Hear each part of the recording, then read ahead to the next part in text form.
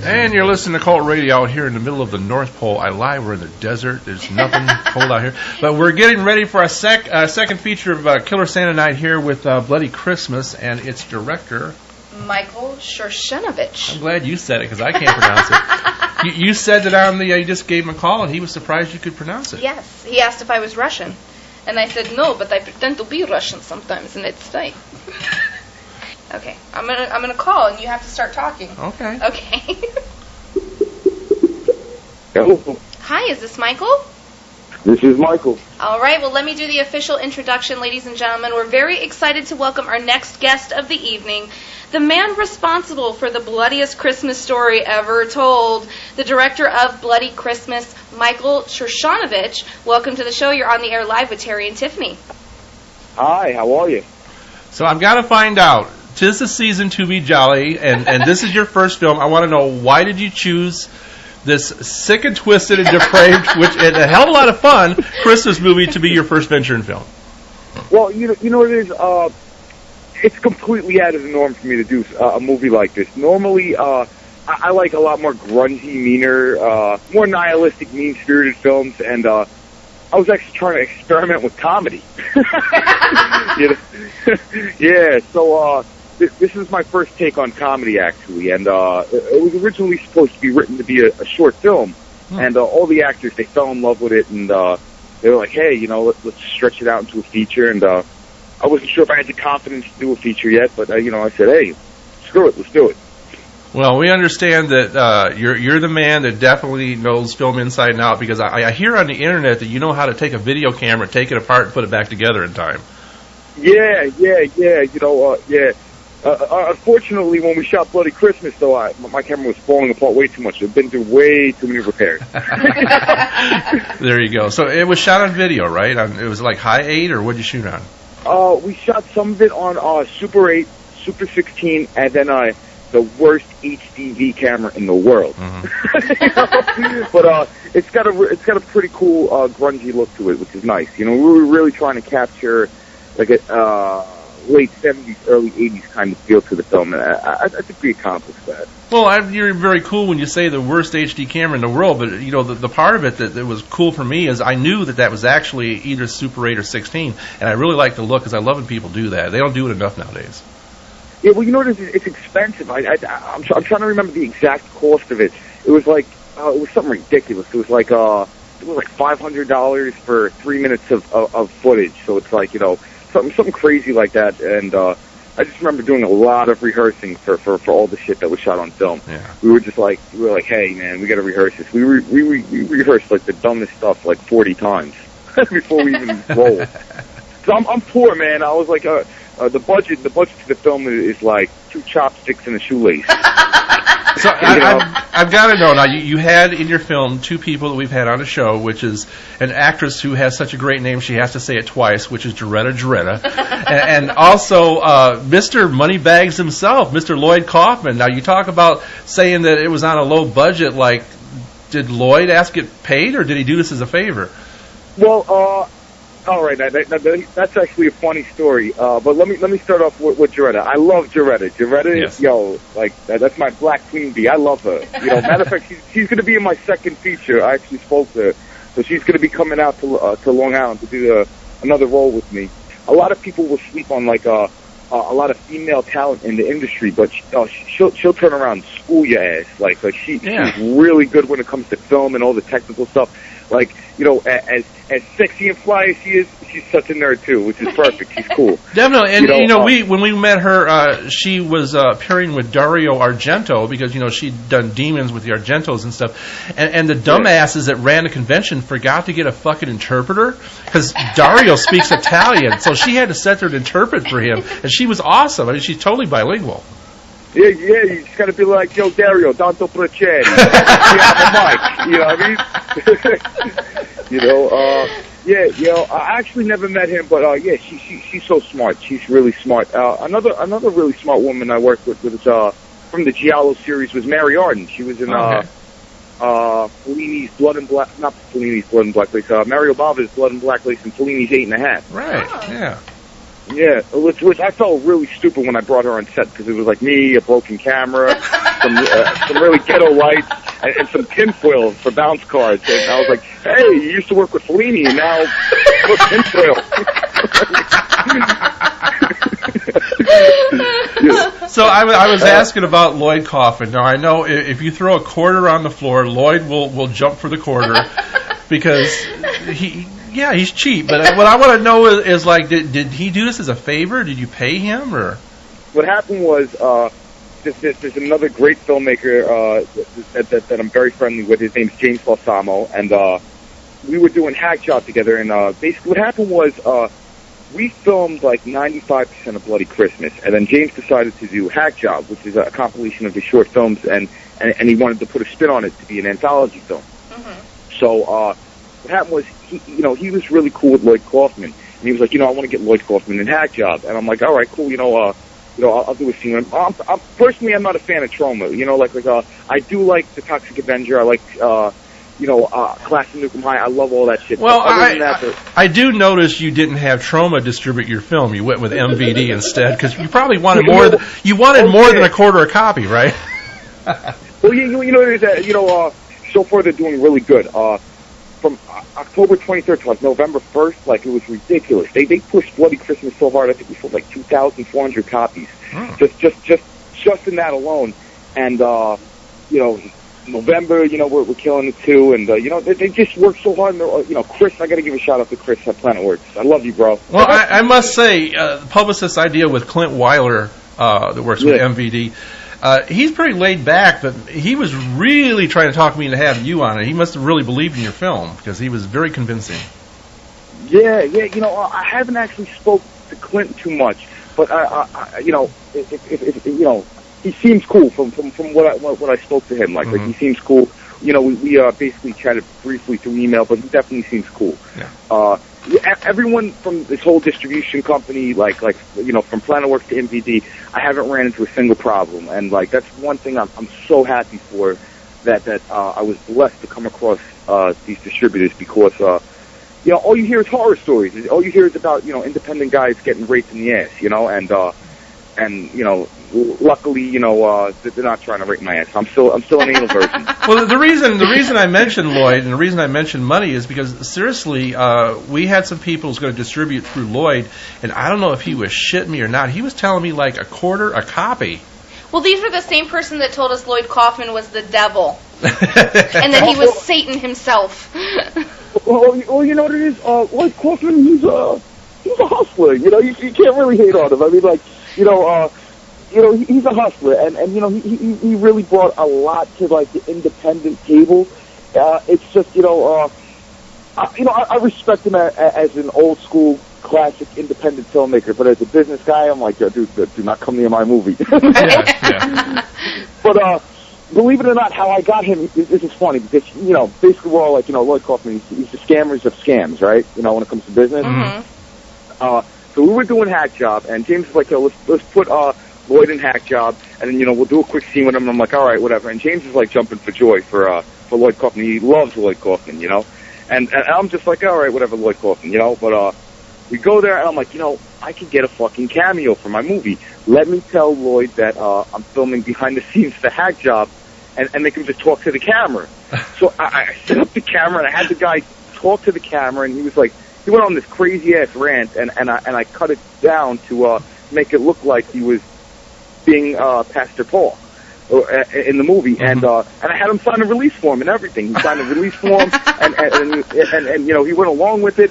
And then like a half an hour later, my girlfriend was sitting in the Troma office, and then me and James were filming stuff outside.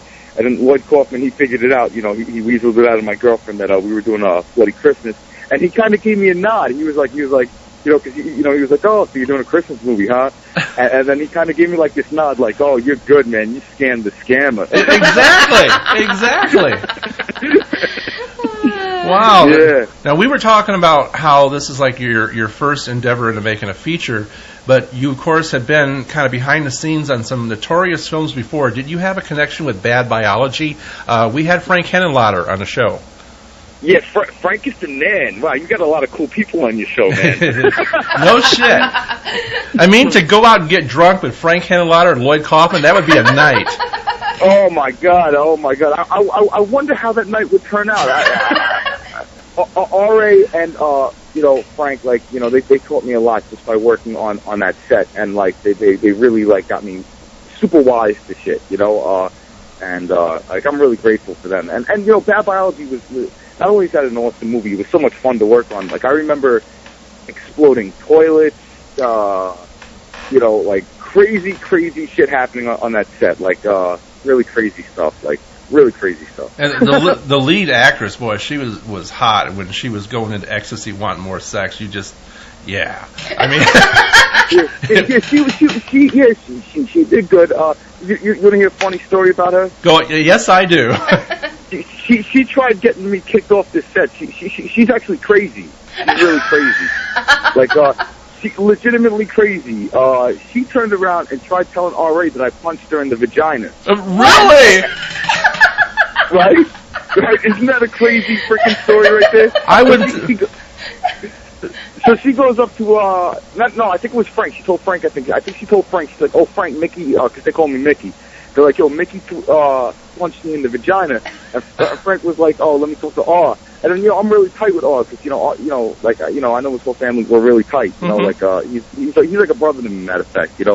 Wasn't that her Wasn't that her boyfriend too? I believe. Yeah. They were going out at the time. So R comes up to me. I'm chilling. We're in the mansion, and R comes up to me. He's like, "Yo, Mickey, you punched Jennifer in the cunt?"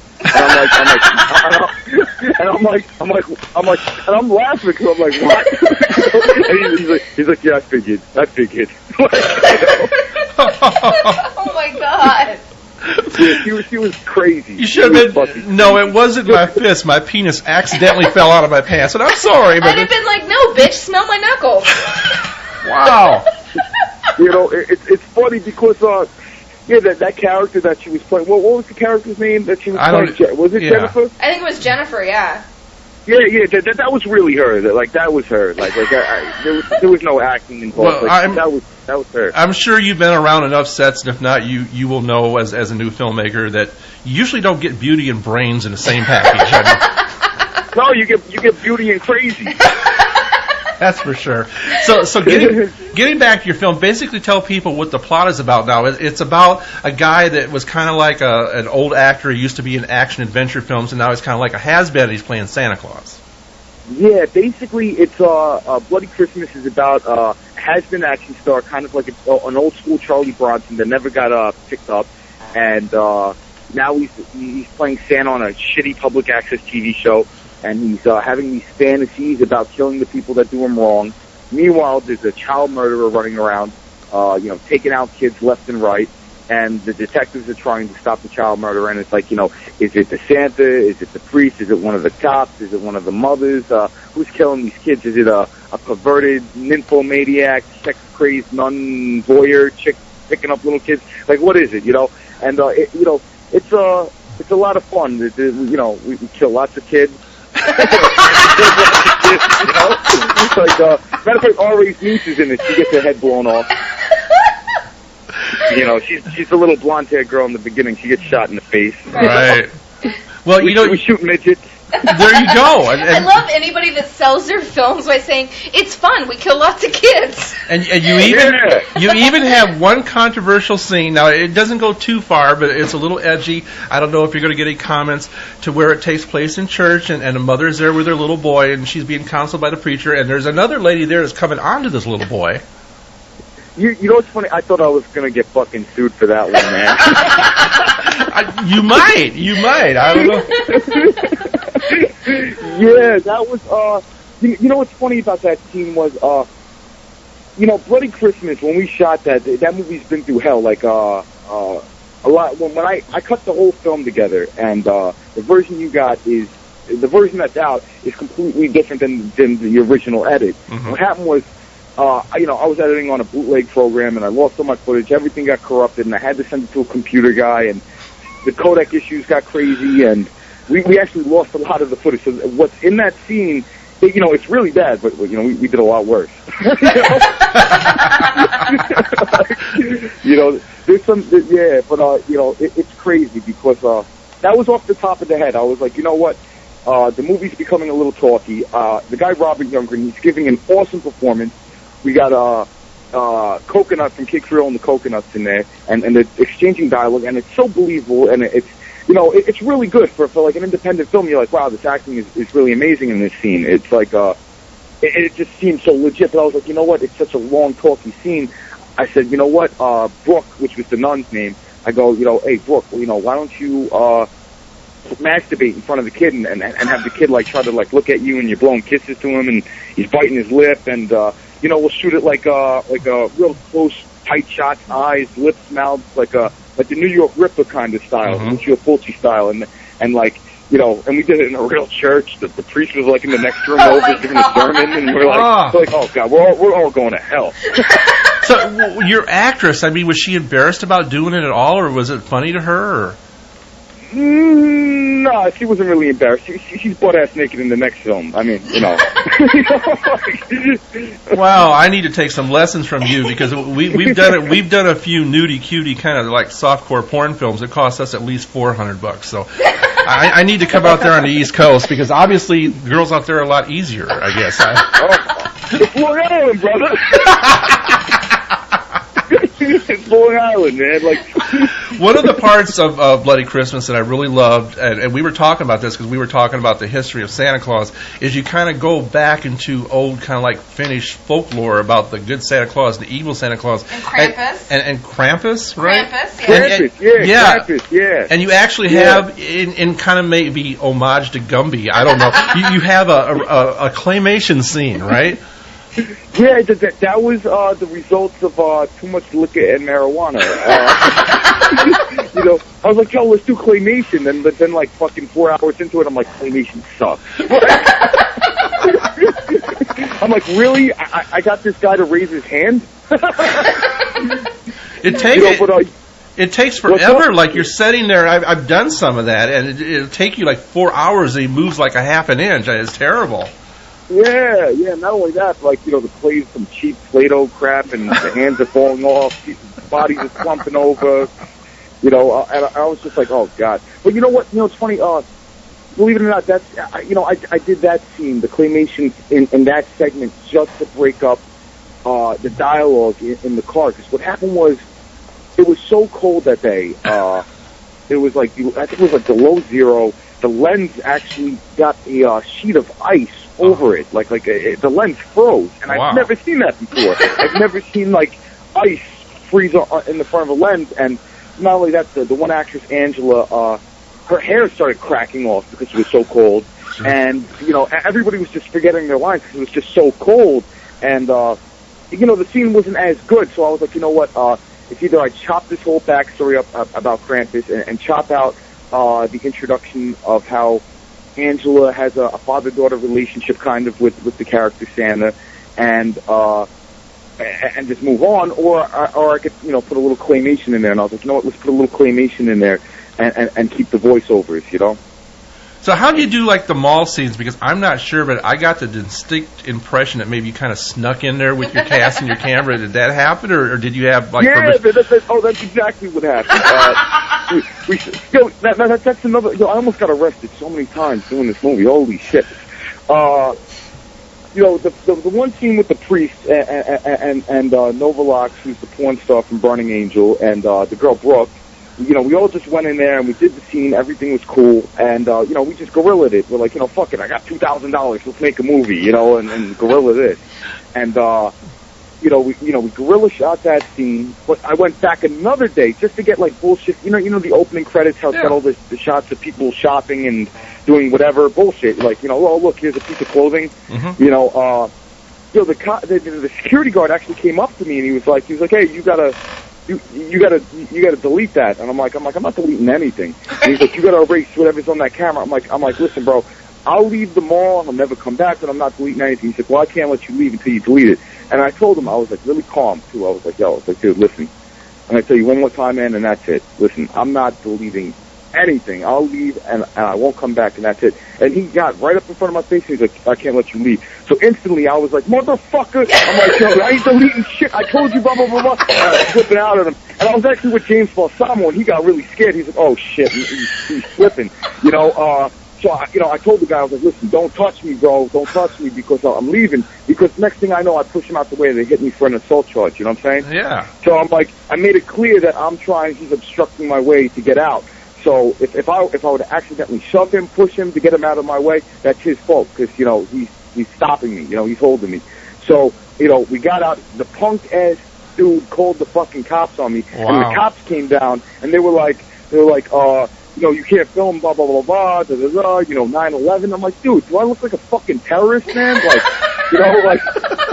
come on. I'm like the biggest freaking guinea dago wop ever. Like, come on, man. Like, you know, like, do I look like I'm going to blow up the mall, dude? Like, and he's like, well, you know, 9/11. I'm like, yo, this is why our country, you know, this is a free country. Like, come on, man. Like, really, we're all scared of, like, independent filmmakers, like, shooting people, stuffing their fat faces in the food court, really? But anyway, he was trying to get me to delete the footage, and I was like, no, I'm not deleting the footage. And then I calmed down a little bit, and I was like, you know, I'm from James. What school did you go to? Oh yeah, I'm from NYU. Yeah, I'm doing a student feature, student short film. Yeah, whatever. then all of a sudden it's okay, right? Because then it's art. Yeah, and then they were like, oh, NYU, understandable. And I'm like, yeah, and I'm shooting on a film camera. Meanwhile, I'm shooting on, like, a digital camera. They don't know three parts. You know. You know, so that was how I almost got arrested that one time. But seriously, like, if you don't sound like you're from New York or the Bronx or the Jersey area or Long Island, okay, you definitely have an accent, and man, either that or you're mafioso is one or the other. Yo, I sound like a retarded Rocky Balboa when I talk, right? Like Rocky Balboa with Down syndrome. Oh, Jesus Christ, I wish you filmed on the West Coast out here in Los Angeles, man. You sound like a lot of fun. I want to be on one of your fucking sets so bad. God damn. Oh, man, yo.